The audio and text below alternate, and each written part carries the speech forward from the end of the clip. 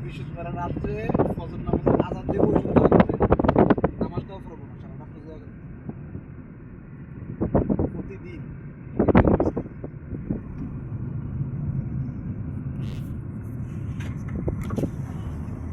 নিচের রুম একটু ভালো, নিচের রুম দুজন থাকে, তারা খেলে না। আর ওই পাশে দিয়ে একজন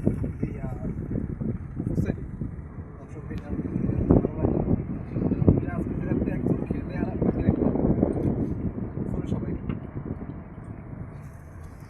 সবচেয়ে বড় সমস্যা হচ্ছে দুজন নিজেরা লইয়া পড়ে, তো আমারও তো খেলবই।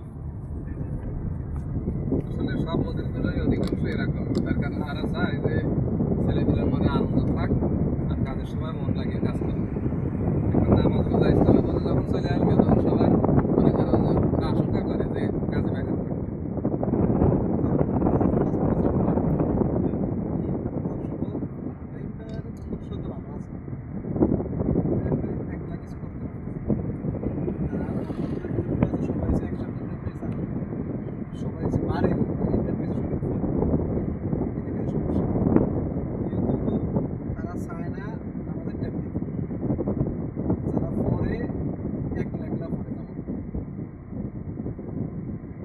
আল্লাহ বলে যে বান্দা বরকত বনে নামাজ বন্ধ করার মধ্যে।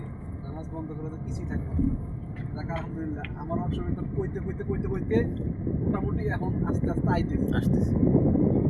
আসলে ওই যে চাষা ছিল হেরে কিন্তু ধরে আছে কি আসছে অনেক কইছি হ্যাঁ কইতে তারপর আমাদের লড়াই এতদিন আইছে না, এখন মোটামুটি আইতেছে। আচ্ছা, ওই একটা পরিষ্কার মতো একটা লোক কাজ করতো আপনার ওয়ার্কশপে, আজকে যেন ওই লোকটার সাথে মসজিদে দেখা হইলো। ওইটারে কইছে আমার লাগে যাই বসছেন, আমি অনেক কইছি কইছে কোরআন শিখবো, আমি গেলাম লই আমার লাগে দুপুরে শুক্রবার আমি ডাকলাম কিন্তু কয় আমার ভালো লাগে না। 1000 রিয়াল পাবে কি? পলাই গেছে। এখন হচ্ছে যে আমি 1000 রিয়াল পাবো। এখন যাক, আল্লাহ তাআলার কাছে বিচার গেছে। আমি বিচার দিলে তো ওইটাই উঠাইতে পারবো না। আমি আর কোনো মন্তব্য করিনি, শুনলাম। এতে অবশ্যই অন্যায় করছে তো। আমার সাথে যে অন্যায় করে গেছে এটা এখন এক জায়গায় না হবে পর্যন্ত তো আর কোনো কিছু বোঝা আমি তো যায় না। বলছি যে তারা টাকা দিব না, টাকা নিয়ে যাস তুই আমার কাছ থেকে না, আমি টাকা দিতে পারবো না। যেসব কাজে ছিল ওই সব আব্বু ছিল, তো আব্বু আসুক, তুই আসিস, কথাবার্তা তুই টাকা নিয়ে যাস।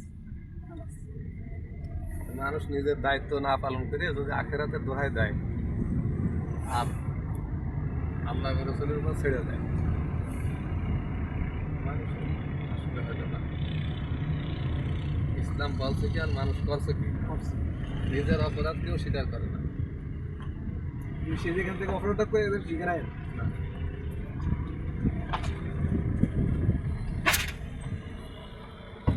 সুলতান